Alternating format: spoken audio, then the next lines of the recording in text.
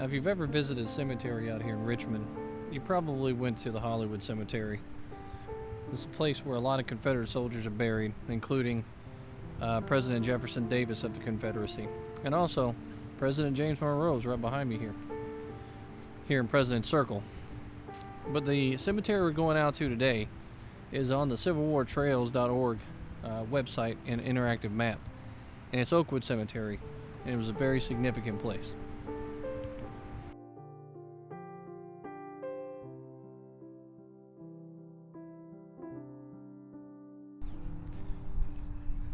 A cemetery is a place for people to come visit their loved ones after they've gone, and it typically holds a lot of people in it. And in those cemeteries, there's usually a lot of secrets too. Well, I'm at a cemetery right now that was once supposed to be considered the pinnacle of a Confederate cemetery series called Oakwood Cemetery. And in this cemetery, there's 17,000 soldiers that are buried here, and there is a memorial to those soldiers. And for years and years afterwards, organizations would come out and hold memorials for the soldiers that died around here, the Confederate soldiers. But also in this cemetery, there is a person who's buried out here whose ending was so tragic that it shocked the baseball world. We'll talk about that here closer to the end of this video in Oakwood Cemetery.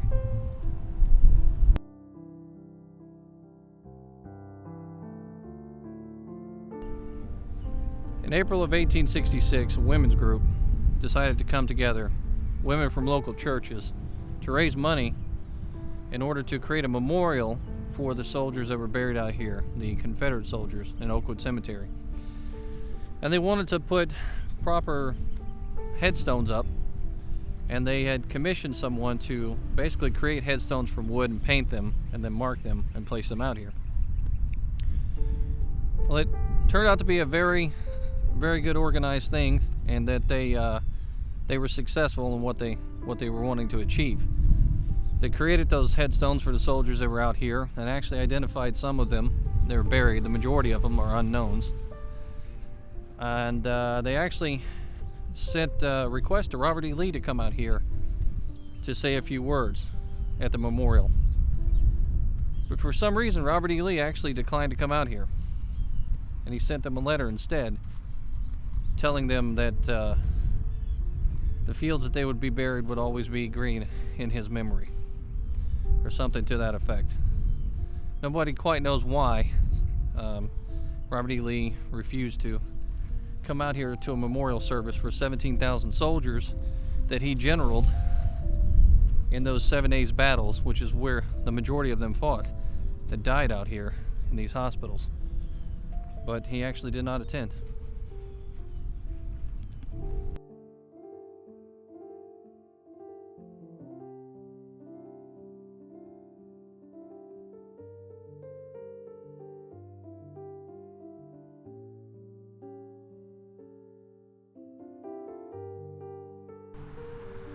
So, who's buried out here today?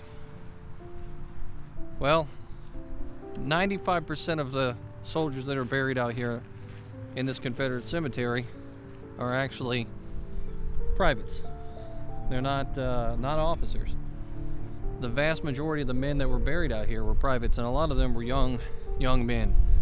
They succumbed to disease while they were in hospitals, or succumbed to their wounds.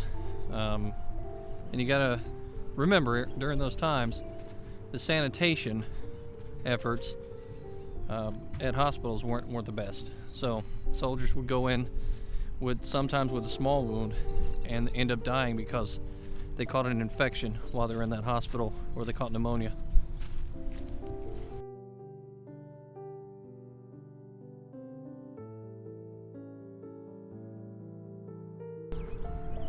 So initially, in 1854, there's a purchase of about 66 acres of land out in this location in Oakwood. And the purpose is to eventually create a cemetery.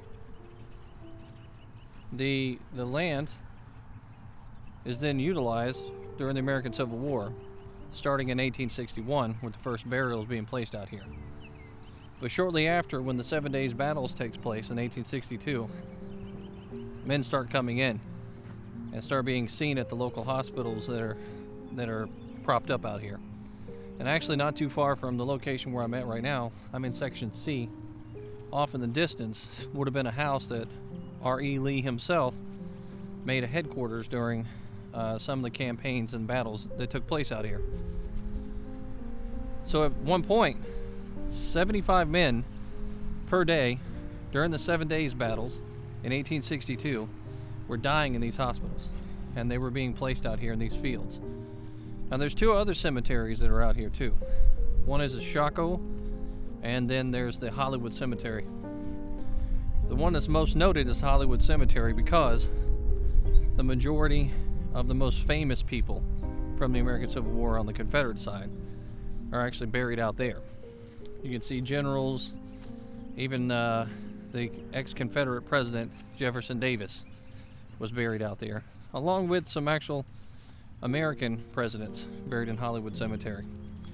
It's a pretty amazing place to visit, and it overlooks the river, and it's one of those spots where people always go out to it because of the famous people that are out there.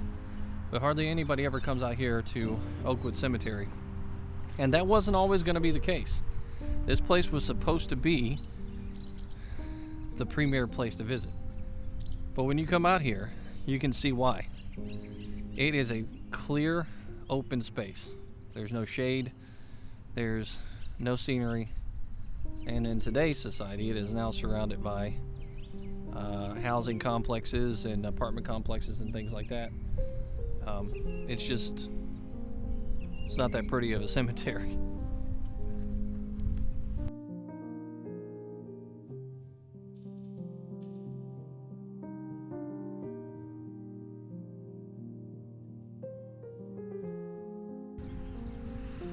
You can actually see some of the damage from time out here too, where these large stones have been either pulled up or ran over by lawnmowers and drug out of the ground.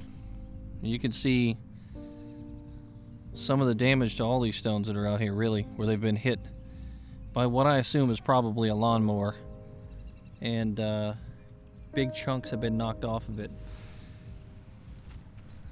like this one over here.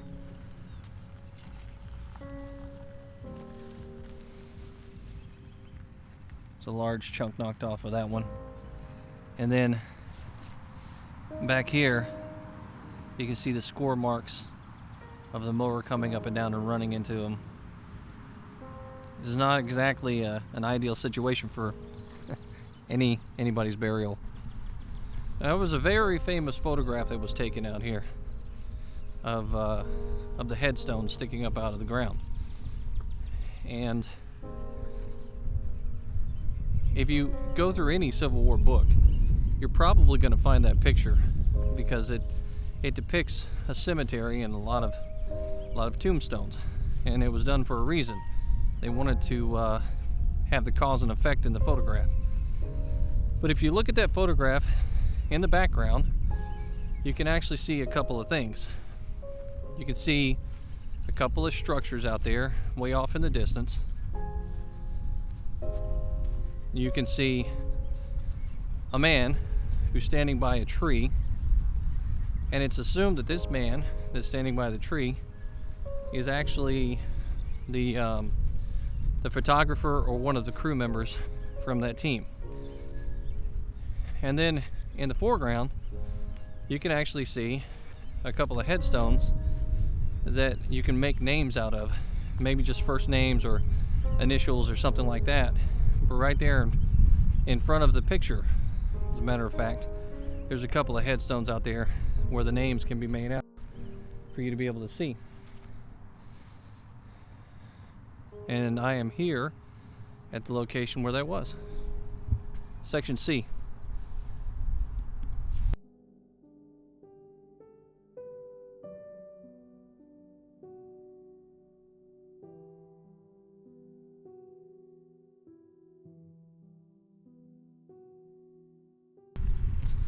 Now there's no grand vistas or anything like that out here.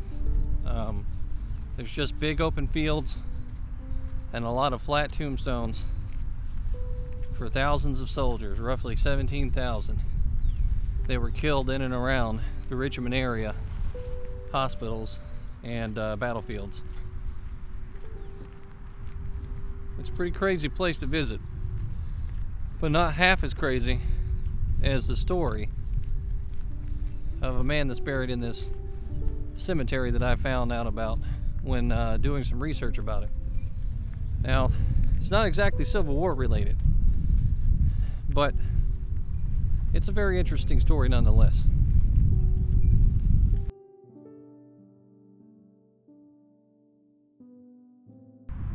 The local Ladies Memorial Association took care of this place for years, coming out here, cleaning up the headstones, making sure that the memorial was kept upright, and that the fields were clean and the streets were clean.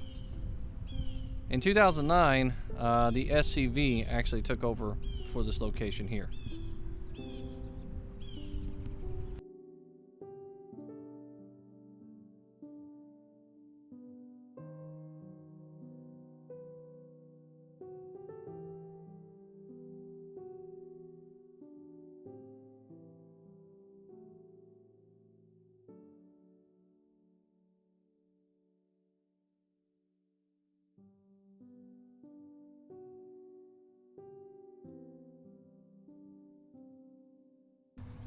Now, the thing that clued me in out here to this location was a interactive map on civilwartrails.org.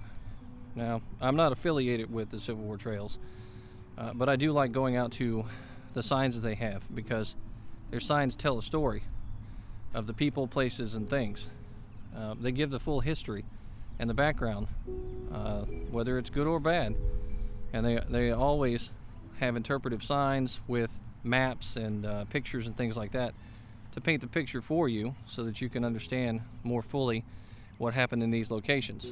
So if you enjoy that type of history, go check out their website, civilwartrails.org.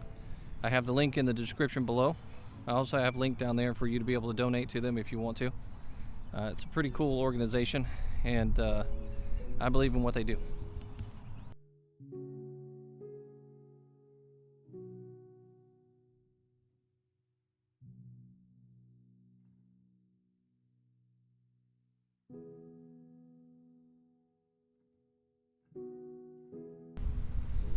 Now I'm out at the site of Chimborazo, which was a Confederate hospital that was built out here on a 40-acre plateau. The standard model that they used for their buildings that they had built on this land was actually a standard that was used for a long time. And it helped to create ventilation, and it helped with the health of the soldiers that were passing through here.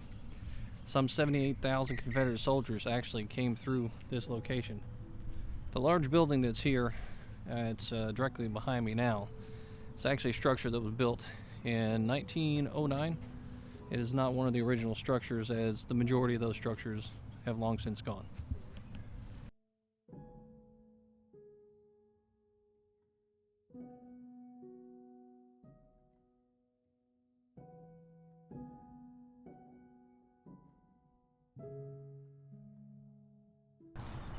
Now, the scene here today is much different than what it would have been back during the Civil War. You can see over my shoulder there, it's quite the mess. It's a large industrial city. A lot of buildings, a lot of inner city tagging and stuff like that. Richmond and all of its buildings are off in the distance back here. But this plateau is chosen for a reason. The ventilation helps when you have a hospital full of people that are suffering from wounds and infections and things like that. And the 40 acres here became a safe haven and a virtual hellhole at the same time, because men were dying by the scores up here of infections and diseases. But what they accomplished here was pretty amazing. Just down the street, a little over a mile from where I'm at right now, is actually the Oakwood Cemetery. So you can see the location of that cemetery was very convenient to the hospital here at Chimborazo.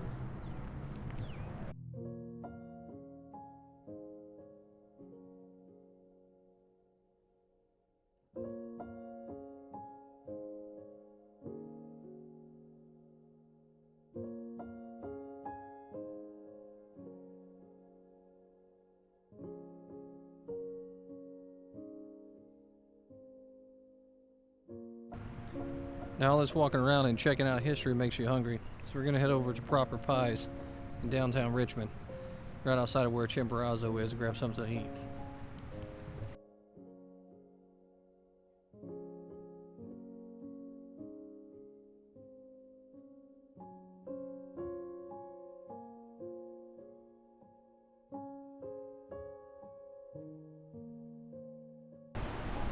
Now when you come to Richmond to visit a cemetery for the Civil War purposes, you probably think of Oakwood Cemetery. That's where most people go. And it's because there's a lot of famous Confederate soldiers buried out here. Also, the Confederate President Jefferson Davis is buried out here in this cemetery too. And you can't help but be awed and inspired by the architecture that's out here. And the river flows right by it. It's a beautiful place. It's overlooking the city itself. But the cemetery I'm going to go visit today is actually Oakwood Cemetery, which was one of the 3 cemeteries in that place that took on Confederate soldiers as they were dying in these hospitals around the area.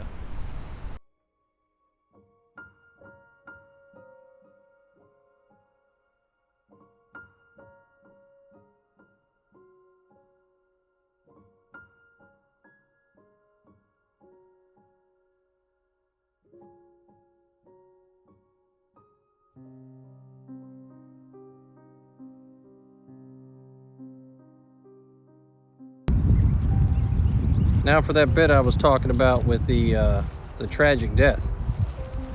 Just over the hill, right behind me here, is that Confederate cemetery, Oakwood Cemetery, the memorial that was put up out there. And buried right here behind me, where I'm standing, is a person that gained a little bit of fame and notoriety in their lifetime. And that's plot right there over my shoulder. This individual made a living from playing baseball back when baseball wasn't the biggest thing in the world, but you could make a living at it traveling around and playing other teams.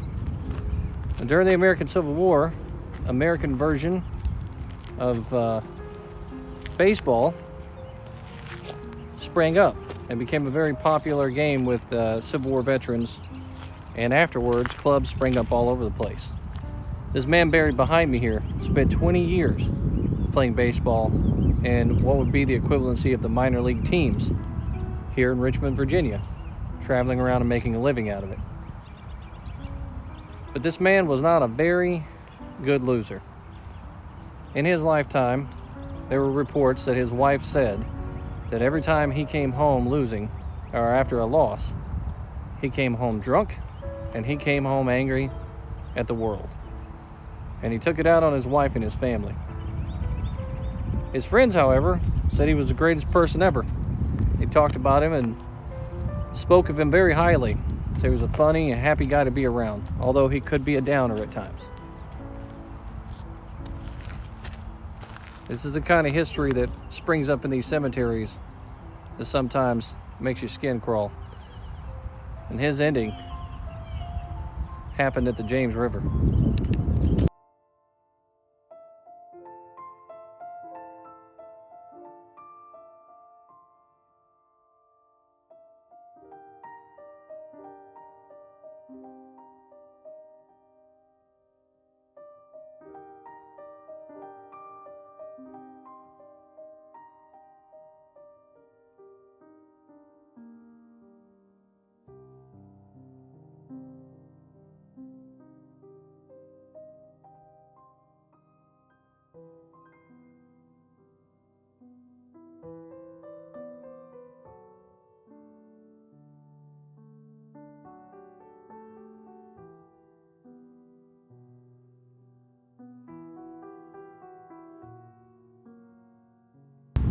Now the man buried just over my shoulder here is the man I was talking about earlier in the video. His name was Oscar Reddy Foster. Reddy was his nickname when he played baseball. Oscar couldn't quite figure out how to get to the majors. Oscar spent year after year after year playing minor league baseball. And then finally one day he got his call. And he came up to the majors. And when he got to the majors, he didn't really get to play. he sat on the bench and then finally got to go into bat, and he wasn't anything magical. After that single day, they sent him back down to the minor leagues. He went back playing baseball, and he made a good enough living out of it to take care of his family. He had a wife and children. And one day, he's playing minor league baseball. He gets into an argument with someone while he's on the field and just quits. Walks right off the field and leaves it forever. Doesn't look back. Oscar is a drunk. He's a man that likes to drink. He spends his time in the pubs. He spends his money out there drinking as much as he possibly can. And whenever he loses a game, he comes home and he slaps his wife around. And his neighbors even talked about it and said that when he came home angry, that his wife would leave the house and go to nearby houses and stay the evening with him until Oscar got it all out of his system. And that seemed to work for her because it kept the marriage together for a while. But Oscar one day, being gloomy, down, and depressed after leaving baseball, 44 years old, and making his way down to the James River with a friend, he's carrying a shotgun with him. And he's talking to his friend that day about his life, about how he's not very happy with everything. He seems very depressed. Then Oscar does the unthinkable, right there down by the James River.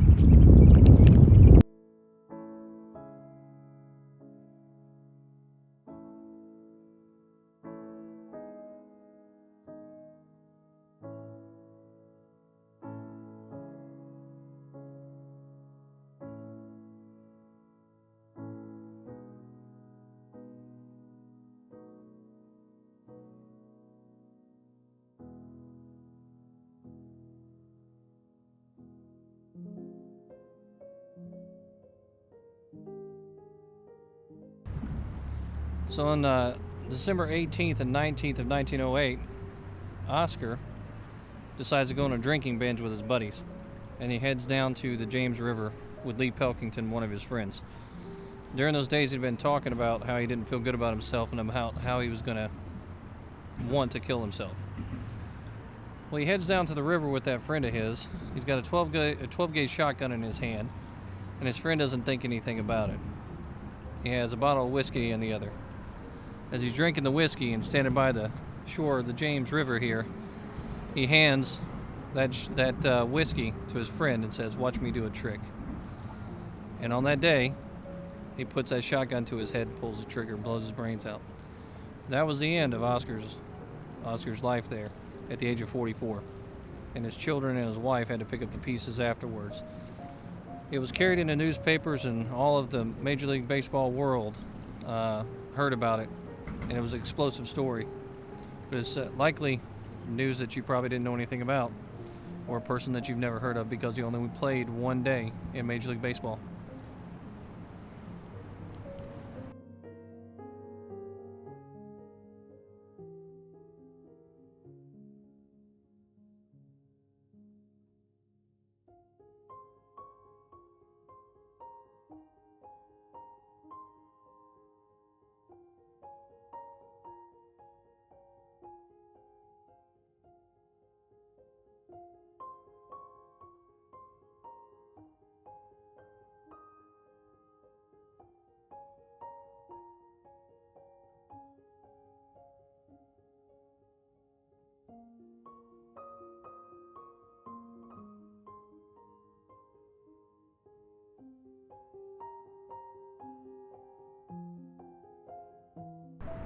It's been a blast taking you out here to Richmond, Virginia to talk about Oakwood Cemetery and Hollywood Cemetery and even Oscar here in Richmond for this episode of History with Waffles.